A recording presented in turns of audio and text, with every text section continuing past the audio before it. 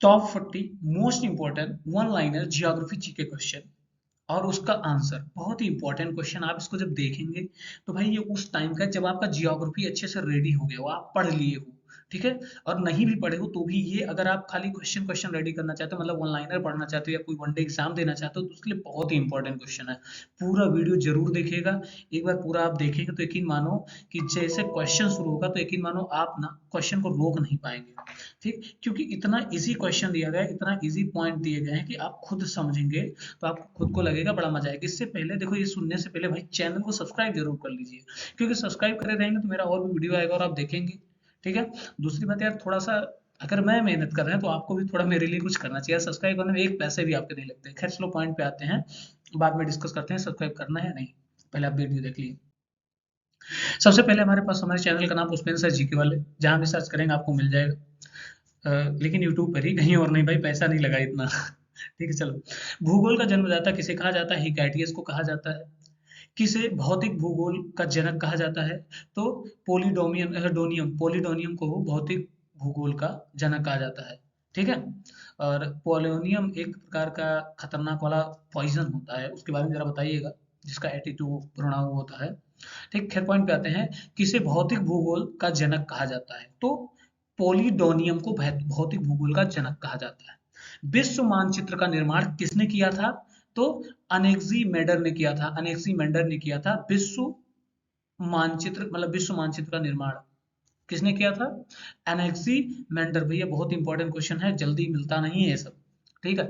भारत में बहने वाली कौन सी नदी कर्क रेखा को 2 बार काटती है? तो उसका नाम है महानदी। अब महानदी किस लिए पसंद है? वहां उसके ऊपर हीराकुंड बांध स्थित है, ठीक है।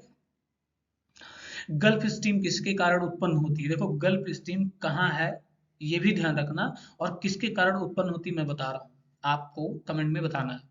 गल्फ स्ट्रीम किसके कारण उत्पन्न होती है? जल स्तर में विभिन्नता के कारण गल्फ स्ट्रीम उत्पन्न होती है, ठीक। क्षेत्रफल की दृष्टि से भारत का सबसे छोटा संघ शासित प्रदेश कौन सा है?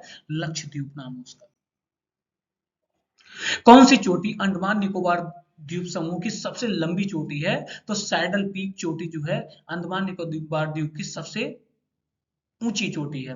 आप लोगों को पता होगा शायद, देखो इसलिए हमें लगता है हाई स्कूल में भी था इसका नाम, तो आप इसको पढ़े होंगे तो आपको लगभग याद होगा सैडल पीक। किस देश के साथ भारत की सबसे लंबी अंतरराष्ट्रीय सीमा लगती है? बांग्लादेश के साथ। कौन सी चोटी अंडमान निकोबार द्वीप समूह की सबसे ऊंची चोटी है? जो बात किया हूं सैडल पीक, आप बहुत बार पढ़ चुके होंगे, आपको याद होगा एग्जाम में कई बार पूछा गया है यार ये। चलिए, किस देश के साथ भारत की सबसे लंबी अंतरराष्ट्रीय सीमा लागू होती है? तो बांग्लादेश के साथ। बैरन बैरन जो है द्वीपीय किस राज्य या फिर केंद्र शासित प्रदेश में स्थित है, जो कि भारत का एकमात्र सक्रिय ज्वालामुखी है? तो अंडमान द्वीप। भारत का सबसे बड़ा यूरेनियम खान जादूगोड़ा भारत के किस राज्य में स्थित है? झारखंड में स्थित है। भारत में बहने वाली किस नदी को तिब्बत में सांगपो नदी कहा जाता है? ये भी बहुत बार पूछा गया। ब्रह्मपुत्र नदी को सांगपो नदी तिब्बत में बोला जाता है, ठीक है। अब पढ़िए भारत की प्रमुख नदियों के बारे में, थोड़ा बहुत नदियों के बारे में पढ़ते हैं।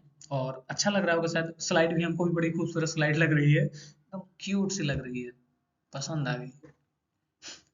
जो स्लाइड है उसकी बात कर रहा हूँ, ठीक है। नागार्जुन सागर परियोजना किस नदी पर स्थित है? कृष्णा नदी पर स्थित है। कृष्णा नदी किस लिए, मतलब कृष्णा नदी कौन से शहर के किनारे बसी हुई है आपको बताना है, ठीक है। कृष्णा नदी, कावेरी नदी, ठीक है।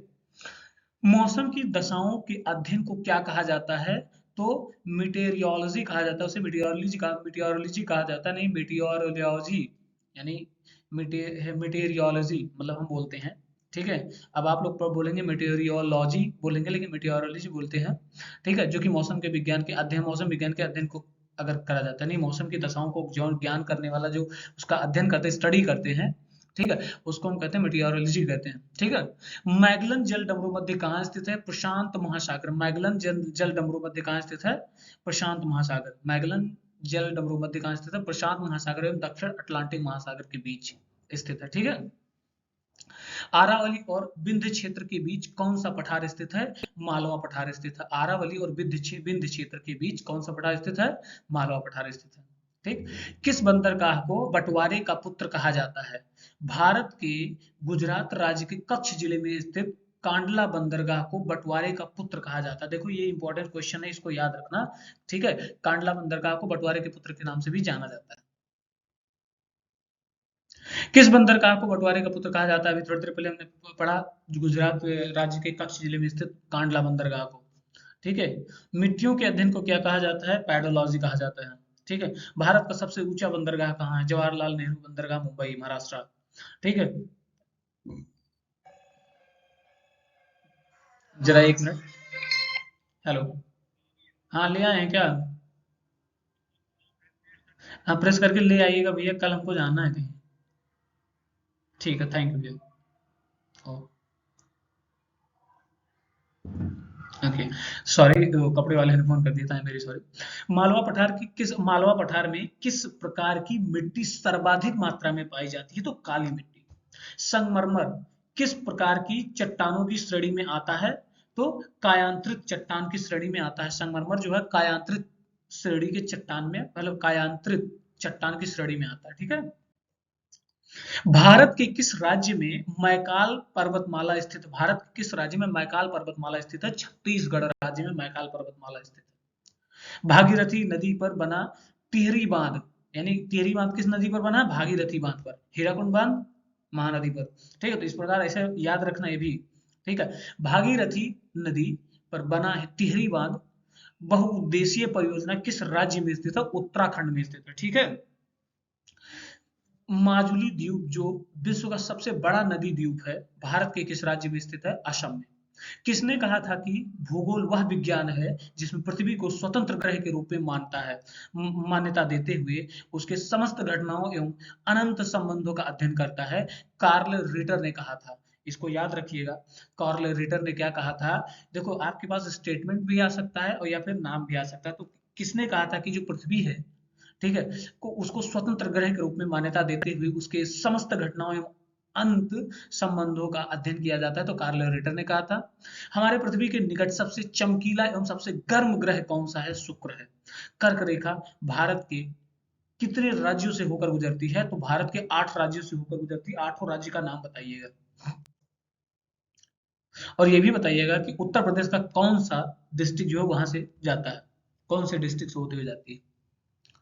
27 नंबर क्वेश्चन कहता है भैया, कोरोमंडल तक किन दो भारतीय राज्यों के तटीय भूभाग को कहा जाता है? तो आंध्र प्रदेश और तमिलनाडु। कर्नाटक राज्य में स्थित जोग प्रपात किस नदी पर स्थित है? साबरमती नदी, सारावती नदी, I am very sorry, Sharavati नदी पर स्थित है जोग जलप्रपात, सारावती नदी पर।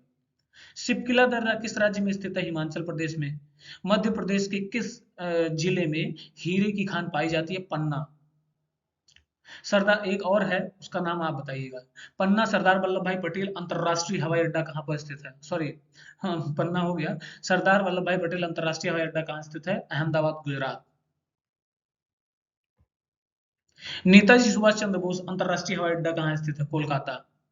सौरमंडल का सबसे चमकीला ग्रह कौन सा है? शुक्र। मंगल ग्रह को हमारे सौरमंडल का लाल ग्रह कहा जाता है, किसके कारण इस ग्रह का रंग लाल है? तो भैया आयरन आयरन ऑक्साइड के कारण इसका ग्रह लाल है।